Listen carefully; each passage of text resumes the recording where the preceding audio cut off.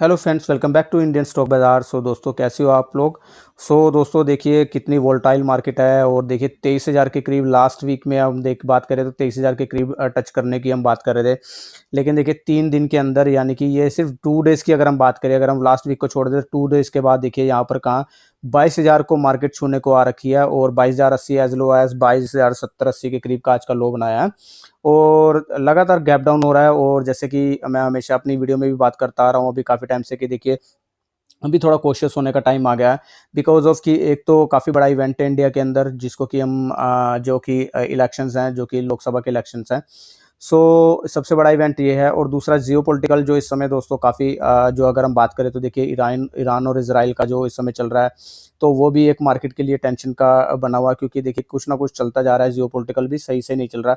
कभी चीन ताइवान का, कभी रूस यूक्रेन का, और अभी देखिए ईरान और इजराइल का, और इजराइल और हमास का तो ऑलरेडी पहले से चल ही रहा था। यहाँ पर देखिए फेवरेबल नहीं है। और हम बात करें गोल्ड की, और गोल्ड भी देखिए काफ़ी तेज़ी से भाग रहा है, डॉलर भी काफ़ी तेज़ी से भाग रहा है, और जहाँ पर भी हाथ डालेंगे वो तेज़ी से भाग रहा है। तो ऐसा तो है नहीं कि हर चीज़ें भागती रहेंगी देखिए, और जो क्रूड भी भाग रहा है। तो जो ये गोल्ड और जो ये क्रूड भाग रहा है, तो दोस्तों नेगेटिव तो होना ही था मार्केट के लिए। और वैसे भी देखिए मार्केट इस समय स्ट्रेच हो चुकी है, काफ़ी स्ट्रेच हो चुकी है। उसको थोड़ा सा करेक्ट होना भी बनता था, क्योंकि उसको अगर अगली नई तेजी में जाना तो करेक्ट होना बनता है, क्योंकि स्टॉक जो थे मिड कैप स्मॉल कैप के काफ़ी भाग गए थे। अभी देखिए कल का दिन रामनवमी है, तो मार्केट बंद रहेगी और अब खुलेगी थर्सडे को। थर्सडे जो कि निफ्टी की एक्सपायरी है, तो उस दिन हमें वेट एंड वॉच करना होगा कि कैसे रहता है। काफ़ी वोलेटाइल हो सकता है, क्योंकि थर्सडे को जो है काफ़ी पोजीशनें जो हैं जो बनी होंगी ऑलरेडी, जो आज बनी होंगी और कुछ पिछले वीक बनी होंगी।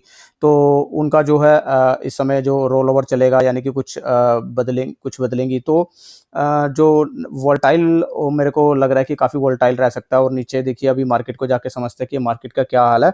उसके लिए दोस्तों हम सीधा चलेंगे, मैं आपको लेके चलता हूँ मनी कंट्रोल की वेबसाइट पे, जहाँ पर हम जाके समझेंगे मार्केट का अगले हफ्ते या फिर अगला ट्रेडिंग सेशन कैसा रह सकता है, और मार्केट हमें कहाँ कब कैसे दिख रहा है। ठीक है।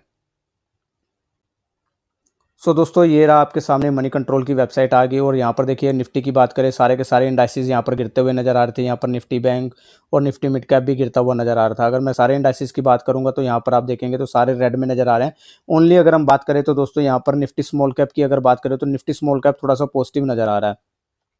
ठीक है, इंडाइसेस सारे यहाँ पर जो है हमें नेगेटिव नजर आ रहे हैं। और देखिए जो निफ्टी की क्लोजिंग हुई है इस समय 22,147 के करीब हुई है। और यहाँ पर अगर हम बात करें तो दोस्तों निफ्टी की, तो निफ्टी देखिए तो दोस्तों अगर निफ्टी की बात करें तो यहाँ पर देखिए जो है 22,147 के करीब बंद हुआ है।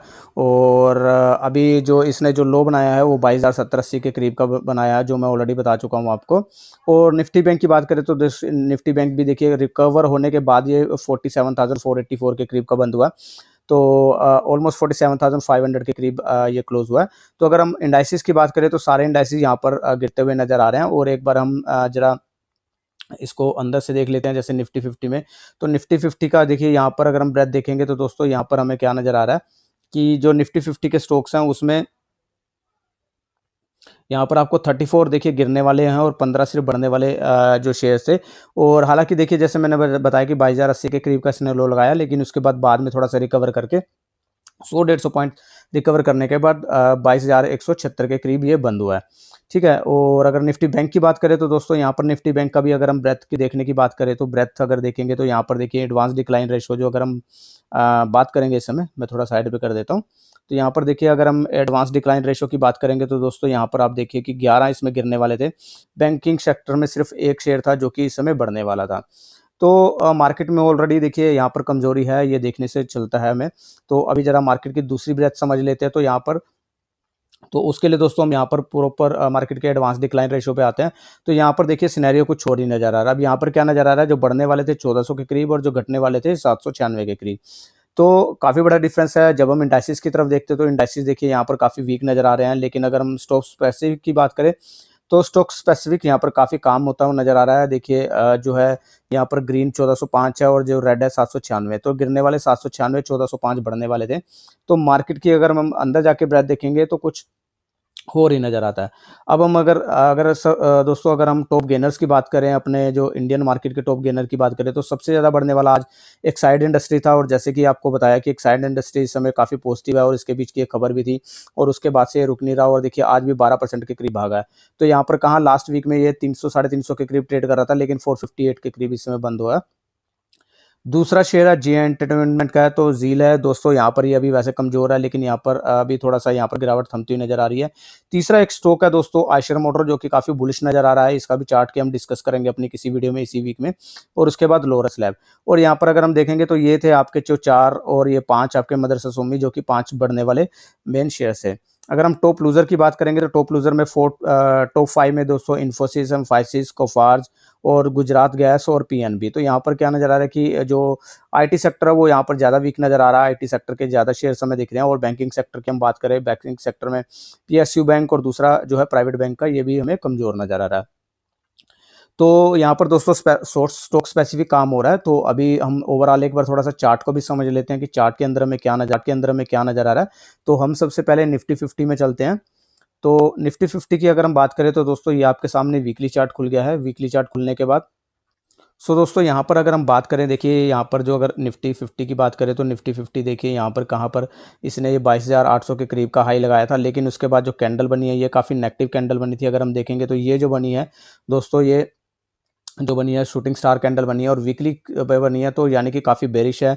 वीकली पे जब बनी है तो उसका इफेक्ट भी वैसा ही होगा। और देखिए कहाँ पर ये अभी सिर्फ 2 कैंडल ही बनी है, इस वीक भी अभी क्लोज नहीं हुआ। तो कहाँ पर इसने एज लो एज 22,080 के करीब का लो बनाया है।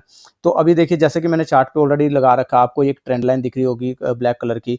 तो देखिए ये इसका सपोर्ट है। इससे पहले देखिए यहाँ पर भी इसने सपोर्ट लिया, यहाँ भी सपोर्ट लिया, यहाँ भी सपोर्ट लिया और यहाँ पर भी सपोर्ट ले सकता है यहाँ पर।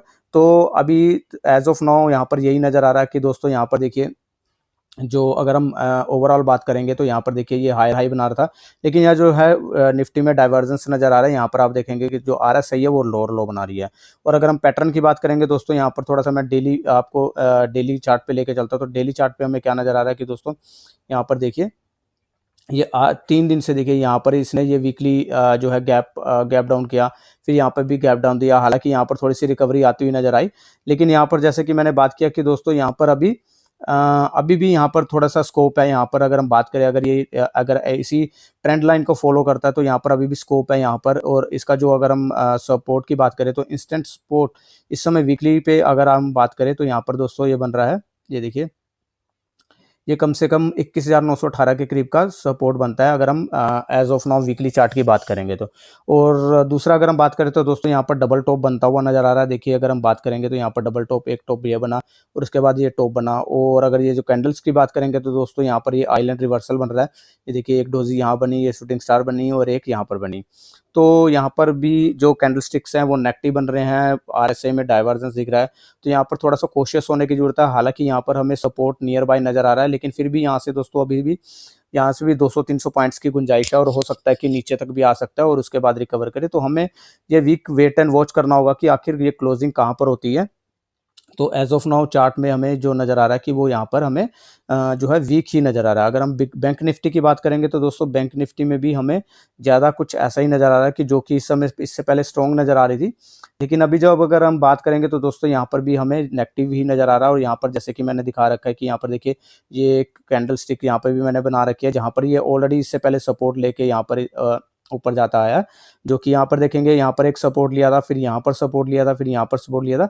तो नियर बाय यहाँ पर भी चांसेस है, लेकिन यहाँ पर अगर बैंक निफ्टी की बात करें तो दोस्तों यहाँ पर ज़्यादा गिरने के स्कोप है। यहाँ पे 40,500 के करीब का जो कि सपोर्ट बनता है, या फिर जो ये कि 40,300 के करीब का सपोर्ट बनता है, इंस्टेंट जो सपोर्ट बनता है।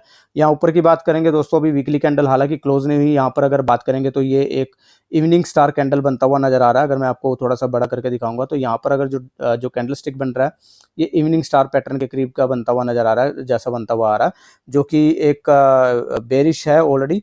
और यहाँ पर जैसे कि यहाँ पर अगर हम बात करेंगे तो यहाँ पर देखिए एक फेक जो है इसको कह सकते हैं कि एक फेक ब्रेकआउट हुआ था। यहाँ पर इसने क्लोजिंग दी थी, लेकिन उसके बाद देखिए ये उसी वीक में यहाँ डाउन हो गया। और अगर आरएसआई की बात करेंगे तो आरएसआई भी यहाँ पर स्ट्रॉन्गली नजर आ रही है। यहाँ पर देखिए 60 को क्रॉस किया था, लेकिन अभी फिर दोबारा 60 से नीचे ट्रेड करती हुई नज़र आ रही है। तो यहाँ पर बैंक निफ्टी और निफ्टी हमें कमज़ोर नज़र आ रहा है, और जैसे कि मैंने बताया कि मार्केट में इस समय देखिए जो है इलेक्शन का टाइम है, और यहाँ पर देखिए रह रह के खबरें आ रही है जियोपॉलिटिकल। तो यहाँ पर सिर्फ स्टॉक स्पेसिफिक अभी काम कर सकते हैं, वो भी उसमें कर सकते हैं जिसमें बहुत ज़्यादा कन्विक्शन हो, या फिर कुछ ऐसे शेयर्स हैं जो कि आपने आइडेंटिफाई किए हो, जो आपके रह गए हो, तो उस पर आप फोकस कर सकते हैं, जो आपको इस गिरावट में मिल सकते हैं। तो इस चीज़ पे आप फोकस कर सकते हैं। तो एज ऑफ नाउ दोस्तों ये था मार्केट का हाल, और मैंने जैसे कि बताया कि अभी यहाँ पर निफ्टी और बैंक निफ्टी दोनों के गिरने के चांसेस है। 22,000 जो है 21,900 के करीब का सपोर्ट निफ्टी में, और यहाँ पर 46,300 के करीब का सपोर्ट जो है हमें बैंक निफ्टी में नज़र आ रहा है। सो अभी वेट एंड वॉच करते हैं और देखते हैं मार्केट किस तरह से बिहेव करता है। दोस्तों ये था आपके सामने मार्केट का हाल। दोस्तों आपको कैसा लगा, और दोस्तों अगर फर्स्ट टाइम इस चैनल पे आए तो चैनल को सब्सक्राइब करना मत भूलिएगा, और डीमैट अकाउंट नहीं खुलवाया तो दोस्तों लिंक आपको डिस्क्रिप्शन में मिल जाएगा, तो आप डीमैट अकाउंट खुलवा सकते हैं, और इसी गिरावट में आप दोस्तों जो है अपनी अपॉर्चुनिटी ढूंढ सकते हैं, जो कि आपको बेस्ट शेयर्स मिल सकते हैं।